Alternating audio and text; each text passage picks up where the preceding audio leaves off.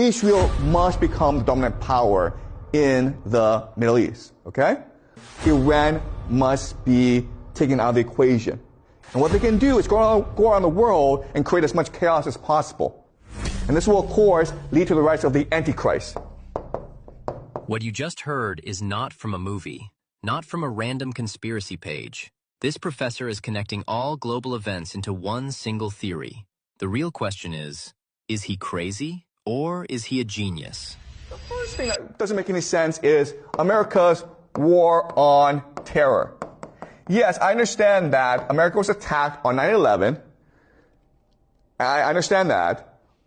But why did they have to go attack Libya and Iraq and all these other places that have nothing to do with Al-Qaeda?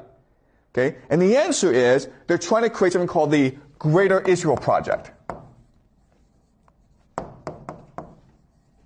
They're trying to have Israel become Pax Judaica, the grand power in the Middle East, because that's important in all secret societies. Israel must become the dominant power in the Middle East, okay? So this helps us understand why the war of terror happened the way it did. That's number one. Number two is, right now, America is threatening to attack Iran. Why would they do that? Because in order for Pax Judaica to come into being, Iran must be taken out of the equation. Iran must be destroyed. Then, if that were to happen, there would be no challenge to the power of Pax Judaica, okay? Does that make sense? Iran isn't just a country. It's an independent power structure. It doesn't fully submit to the dollar system. It doesn't rely on Western security. And in any global order, independent actors are always the first targets. All right. The third thing is Silicon Valley and AI. So right now you have AI, ChatGPT, which doesn't really do anything, okay? It makes cool images on your computer and helps you cheat in school. Okay, that's about it. But at the same time, all around the world, everyone's spending billions, trillions of dollars on data centers, right? So everyone's putting money into AI. But then you're like, well, how do you make money off that? Let's be honest. AI doesn't make trillions because it writes essays. It makes trillions through data. Behavioral data, psychological data. In China, social credit systems already decide who can travel, buy, or work. The West is moving toward the same system. But if the answer is to create an AI surveillance state, that makes a lot more sense, right?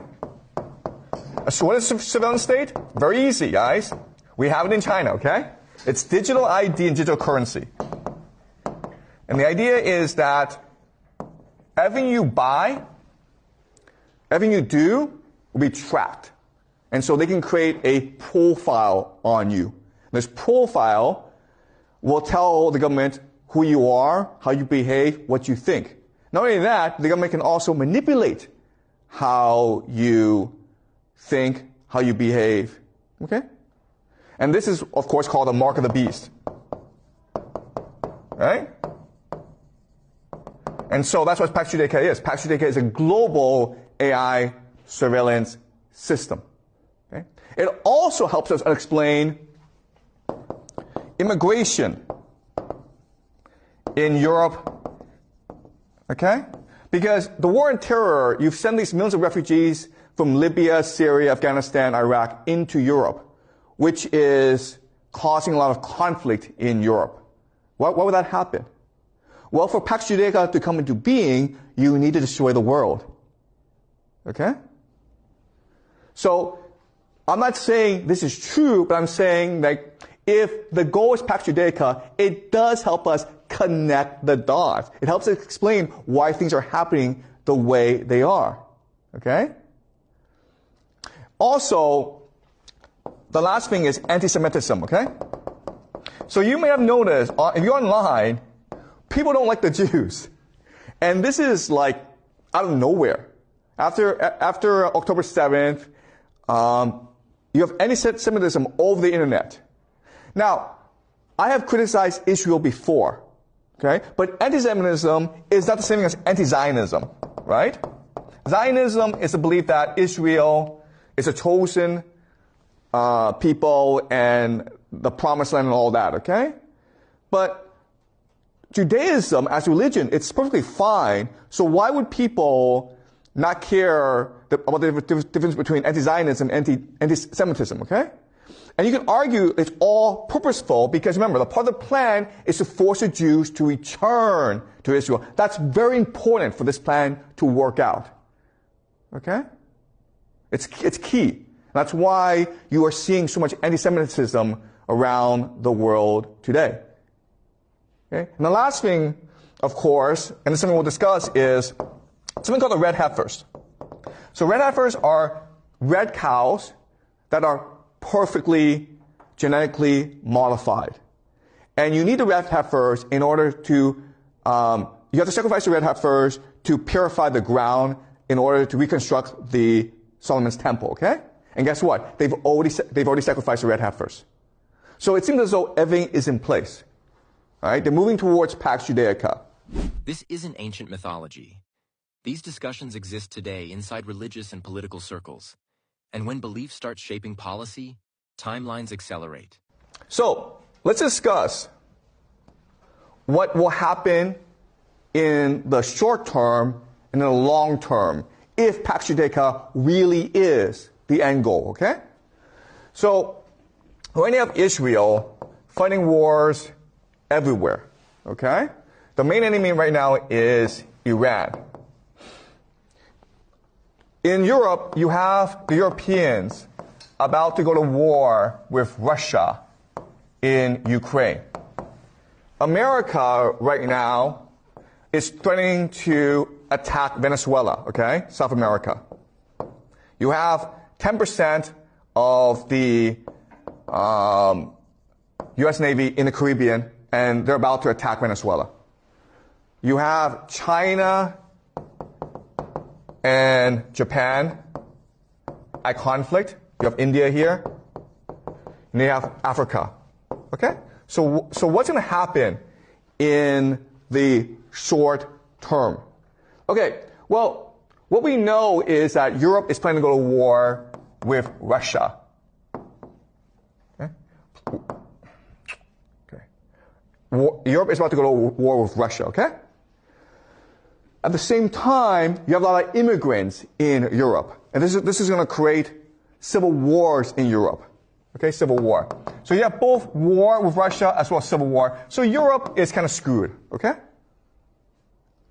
America has the same situation where the left-right divide is so polarized that eventually they'll go to war. If you read the news, you may have heard about the shootings at Brown University, as well as this MIT physicist who was shot, okay? So random violence will be more and more common in the United States. And you can argue that it's all deliberate because the idea is this. Let's just say you have a jar. You put red ants in the jar and black ants in a jar. They get along fine. But you take the jar and you just shake it up, and now they're at war with each other, okay? That's what's happening where the left and right, they really don't like each other. They don't talk to each other, and they refuse to engage in debate with each other. But they're not going to fight each other unless there's violence. In which case, their tribal mentality takes over and they start killing each other, okay? So we can expect civil war in the United States. Then you're going to have the Americans start to attack Venezuela and possibly other countries in South America. So America is in for a bad time, okay?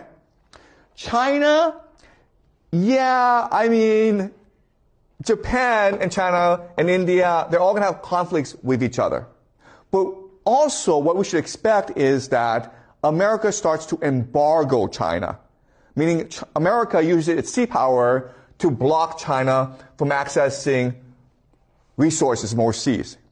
And China imports most of its oil and a lot of its food. So if there's a blockade of China, you can expect the Chinese economy to really suffer, okay? All right. And then what we can expect to happen is America at some point will go to war with Iran.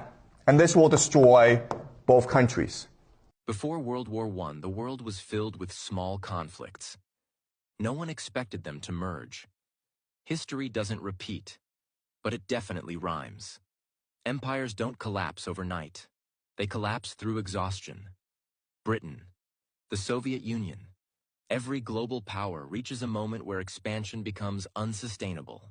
Okay? Iran will not lose this war, but it won't win this war either, because America is just going to bomb the crap out of Iran. It's going to send Iran back decades.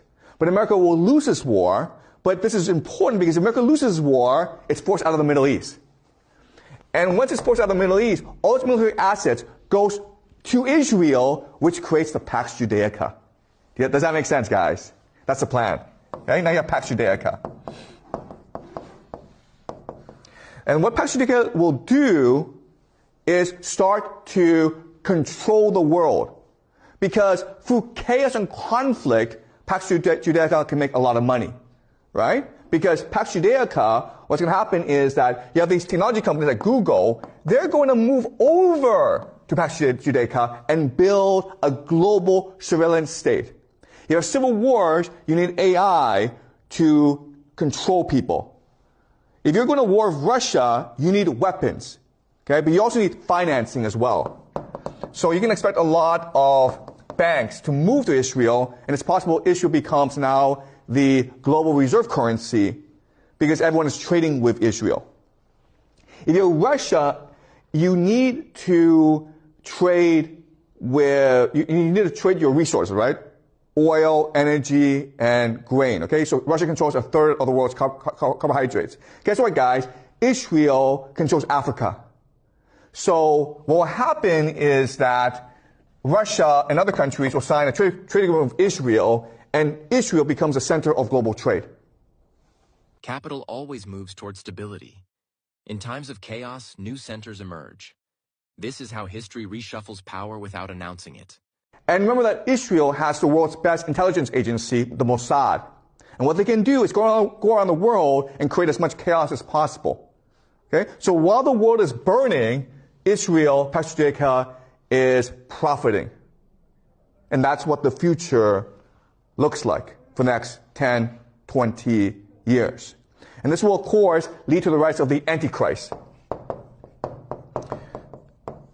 who will take control of Pax Judaica and force the world to eventually attack Israel in something called the War of Gog and Magog.